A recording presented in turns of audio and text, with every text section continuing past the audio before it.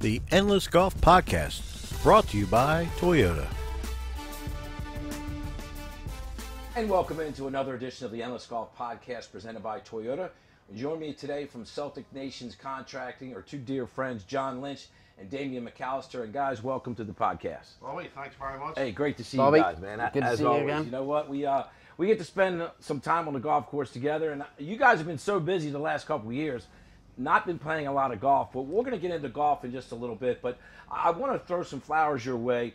And some of the additions that you've made to the golf course right here at Ocean City Golf Club are just tremendous. You redid the clubhouse, I guess it was been 2 years ago now. And then this year, the new addition to the grill outside, really just a great addition. And just so proud of the work you've done here. It really has added to this golf club.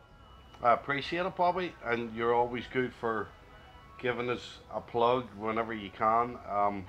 We've been fortunate down here to, meet a lot of people, and it's opened a lot of doors for us as a company. And the inside was fun to do. The outside bar was a treat. And the only problem is you have to watch everybody teeing off. I was going to say, yeah, that's the trouble. Well, you know what's amazing, John? One of the things that I found, and you also did some work at the Glen Riddle Golf Club. You added the Triple Crown Room, and whether it's the Triple Crown Room at Glen Riddle, the inside here, and really the outside addition, it really fits the golf club. This grill area you've put out here, it looks like it's been here forever. Yeah, I mean, that's what we try to do with Glen Riddle as well. Just kind of, they have their certain themes, Glen Riddle does, in Ocean City. So we try to, whatever we do, we try to, blend it into that building and make it look like it's always been there, like you said. So. Well, you guys are a terrific team, and you've got an Irishman here and an Englishman there. Your journey to America, kind of an interesting story. You both arrived around the same age at 16, but took different journeys here. And how you ended up in Ocean City, kind of similar. John, we were talking a little while ago. You got here because you had a friend of yours, brother, who was in Ocean City and said, hey, there's some opportunity here. And kind of the same with you, Damien. You're 16 years old. You arrived in New York City, and you grew up in Ireland, just outside of Belfast. And you thought you knew what city life was like, and then you arrive in New York City, whole different ball game. Yeah, I thought it was a city slicker until I got to New York, and that was an eye-opener, to say the least. And hard to find a place to live, harder to find work, and afford, get through each week and each month. And then just by chance I heard about Ocean City, and we took the bus down here and didn't look back. You know what's amazing, when you arrive here, you heard that you could get a job in Ocean City. You definitely could get work, especially in the summertime. And then you and John ended up working for the same company, and that's how you met, right? Yeah, we worked for a construction company in Ocean City, and we did a lot of commercial jobs like hotels in Ocean City. And John was a trim carpenter, and I was in charge of drywall finishing, and that's how we got to meet. And I think it was 2-3 years into working with each other, we said, why don't we we started a company ourselves? And that's pretty much. We worked for that company for 2 or 3 years, and then decided I went out on my own for a little bit, and then Damien went out on his own, and then we ended up working together, and that's kind of how we got together working, and just said, let's just form our own company. So that's how it came and then about. you start your own business, and I don't know if you haven't had work done by Celtic Nations, you know what, if you're looking for someone to do some work for you, any contracting, additions, homes, whatever it may be, renovations, you guys do a great job. And I know you pride yourself on the quality of work that you do. The jobs that you do, you spend a lot of time and effort to do what you did here at Ocean City Golf Club in Glen Riddle to make sure it's done properly. Yeah, Bobby, at the end of the day, you're only as good as the guys you've got working for you, and we've got a lot of talented guys. James, he's an old Victorian carpenter. He knows what he's doing. Francis in the wood shop, he's a cabinet maker. He can build anything from scratch. And then you've got the rest of the guys out in the field. Mike. Yep. He knows how to read blueprints, build it from the start, build it from the ground up, and they're all local guys that have been here for a long time, and they, and they've been with you a long time. Yeah, as well. they've been with us for a long time, and they got a lot of pride in their work. So. And then you've got the up and coming like rookies that are going to be really good in construction, like Brian. He learned this trade probably 5-6 years ago. Yeah, he did a lot of work here. And he on the is bar outside probably the best golfer that we have in the country. And he doesn't play much golf either. Nah. I'll tell you that there's a lot of guys that I know that own businesses that play a lot of golf. These are two guys that are partners and own a business, and they play very little golf. They are dedicated to their craft, that's for sure. I mean, you guys aren't able to get get on the golf course that often, but it's a tribute to your business. You built a great business here in Ocean City. Yeah, appreciate it. Yep. Bobby, it took a while to get that reputation, but when people are paying you X amount of money, you want to give them their money's worth. You don't want to cut corners, and that's why the phone keeps ringing. Well, let's change gears a little bit and talk about your golf journey. And Damien, you and I were talking, and when you first started playing golf back in Ireland, it was a little different. You didn't play that much, but you played at some country clubs, had some good experience. Mm-hmm. But one of the things that was unique about your beginning is the grip of the golf club. Tell me how that came about. Yeah, so I held the club. I don't know what you call it. What you told me. Cross hand. Yeah, cross hand. And I. So if a normal grip would be this way, right? And I held it the other way for years.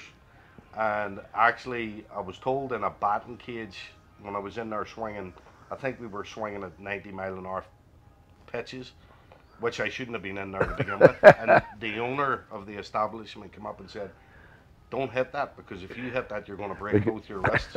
Right. So then, a summer later, one of my good friends, Tony Kern, who still lives in Ireland, you met him, yes. He caddied for you at Portneuf, where, by the way, he shot an 80 and 60 mile an hour. Yeah. It was probably my greatest round of golf. We'll talk about that later. Probably my greatest round of golf ever. But he came over and he said, "D, if you want to take golf serious, you have to change that grip." And he basically taught me how to swing. And one of the reasons you had that grip was because of the sports, the other sports you played in Ireland. Yeah, well, that was Tony and I used to hurl. That's one of our sports, and that's how I would hold a hurley bat. And that's the way we were taught. And he said, you've got to differentiate the two. You have to, if you're playing golf, you got to turn your hands. And he said that's why you're only driving the ball 150 yards, and that's why you've got a 150-yard fade off the tee. So something had to be done. Well, you know what? You made the game harder, and this game is hard enough for sure. And John, you have a little different story. You really didn't play much golf as a kid. You got here, and then obviously started hanging around Ocean City Golf Club, met Damien, and then you kind of picked up the game of golf. Yeah, I mean, basically when I met Damien is when I started playing. Didn't really play a lot in England, even though, live about 10 miles away from Royal St George's. I mean, there's some great courses where I'm from, but just never really picked it up until I came over here. And I still haven't picked it up, actually. I'm still trying to. It's a work in progress for all of us. Well, I got to say, one of the greatest golf trips I've ever been on was with these two guys. And we went to Ireland, and we were able to go to the Open Championship at Portrush back before, when Rory, I'll never forget this, the first round Rory teed off, and your family was there. We were all lined up on that first fairway. It was when Shane Lowry won. And none of us bet on Shane Lowry, by the way, that year, which was amazing. And we watched Rory tear off, and all your friends were there, and he hit it out of bounds. I think he made 8 on that number 1 hole. And it was just devastating because it was, that's where he's from. Everybody was rooting for him. All his fans, his family, his friends were there. And it kind of just took the air out of the balloon right away. Big time.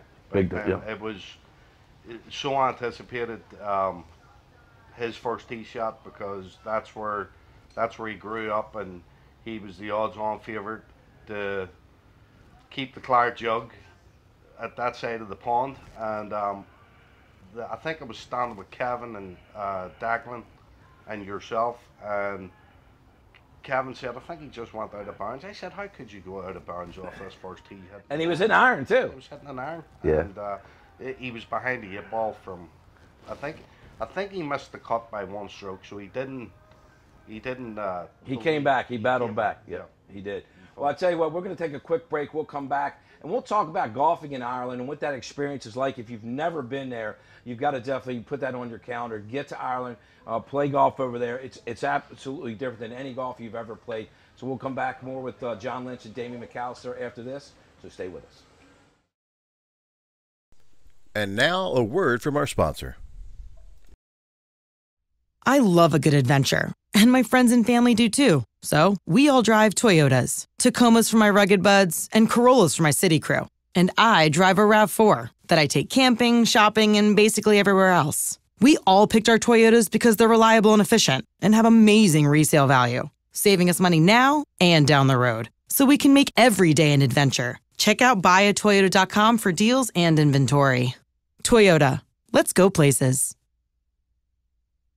And welcome back to the Endless Golf Podcast presented by Toyota. Staying with me from Celtic Nations Contracting is John Lynch and Damien McAllister. Guys, we talked a little bit about your business, talked a little bit about how you got into the game of golf, and I mentioned that we took a great golf trip to Ireland several years back. We went to the Open Championship. We talked about Shane Lowry winning that, and Rory obviously disappointing in that first tee shot of the Open Championship. But we had a chance to play some great golf courses, and more importantly, spend some time together in your homeland. And I'll never forget when we went out at night, before we got it, after we had played a round of golf, and we went to Belfast. And, you told me, Bobby, you're in for a treat here. And we had two drivers, we had two cars. We pulled up right in town, and it seemed like the buildings were on top of you. And we got out on the street there, and there was people everywhere. It was like we were in a carnival. A very unique city, and just a fun city to be a part of. Yeah, that's Bobby. That weekend was number one. We got good weather.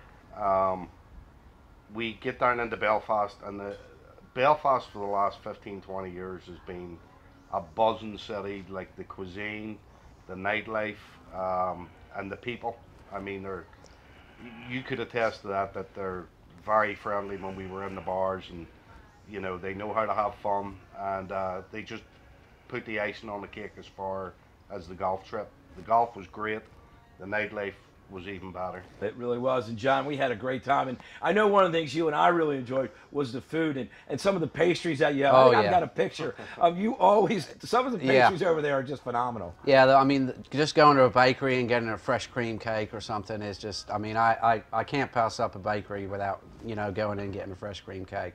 Unbelievable. Unless you're hungover. Well, I'll still. One morning that he did I'll still try, but I think that morning, I did skip it. But yeah, I mean, it was just, it's just such a nice place. Belfast, unbelievable, real friendly people, and like you were saying, the courses are unbelievable. The nightlife, the food, everything, just great. I mean, we talked a little bit about Port New, which was on the other side of the state. I think we had about an hour and a half drive to get there, and we drove through the country, and it was just absolutely gorgeous. It was just like going through farmland. We saw the sheep.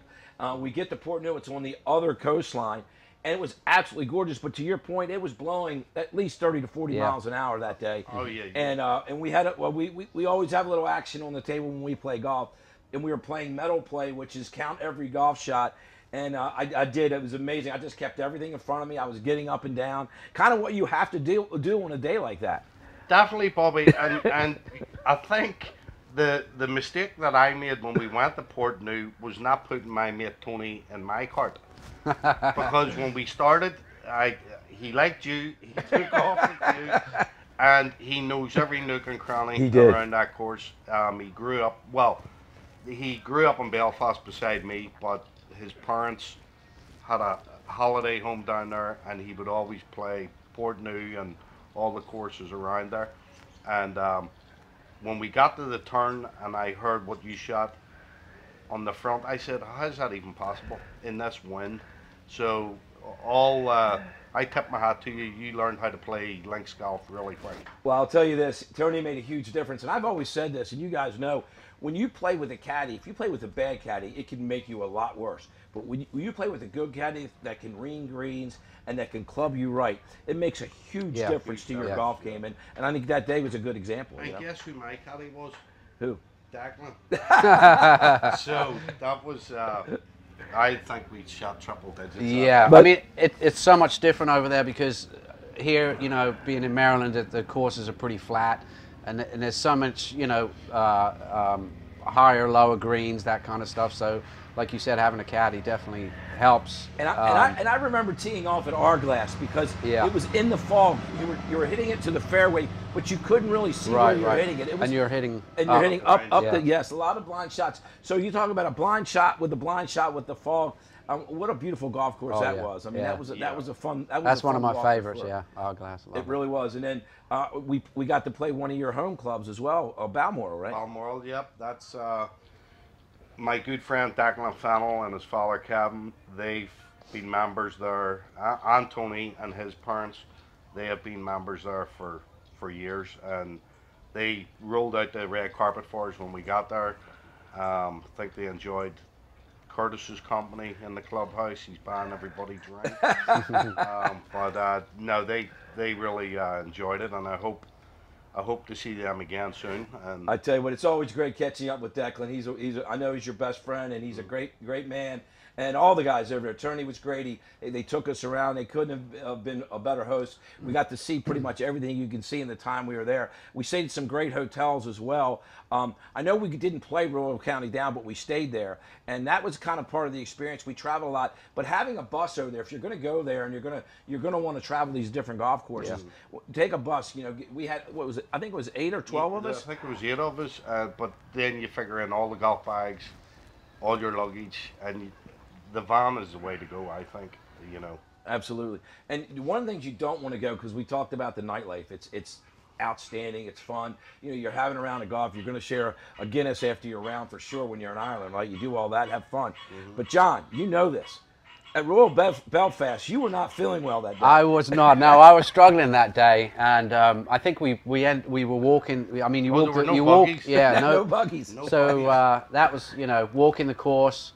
I mean, I kind of got, you know, I kind of shaped up after the first 9, but, you know, yeah, it was a tough front 9. Yeah, for to sure. your point, you know, nothing is flat there. You know, you're going to go through some hilly situations there. But the Open Championship, you know, you talk about getting hooked up there. We're in Port Rush, and one of your friends actually moved out of their home so we could stay there for a couple nights. And we had just a wonderful setting, and that town was phenomenal. Yeah, that was my father's friend Cheesy, his daughter's young family. They moved back in with their parents in Belfast and let the whole golf party move into their house for a couple of days, which was, I mean, I thought it was great. Well, it was one of my most memorable trips ever, and I've been a lot of great places, but I tell you, that definitely was on my bucket list, and thank you for putting it together for all of us, and having your friends and family be such a big part of it, because they were with us every step of the way, and we had a great time. Yeah, and I really enjoy showing you guys the area, the golf courses, and the culture. And just remember, it's back there next year. I know, That's our next we've been stop. talking about it. We could go back. So, all right, John Lynch, Damian McAllister, Celtic Nations Contracting. If you're looking for some work at your home or business, give them a call. They do great work, as I mentioned. But more importantly, you guys are good friends. Enjoy teeing it up with you. Hopefully, things will slow down a little bit so we can get you back on the golf We're course. trying You to. guys. Yep. All right. Thank you very much, Bob. All right, Thank you, guys, Bobby. thanks again. We'll see you next time right here on the Endless Golf Podcast. So long, everybody. The Endless Golf Podcast has been brought to you by Toyota.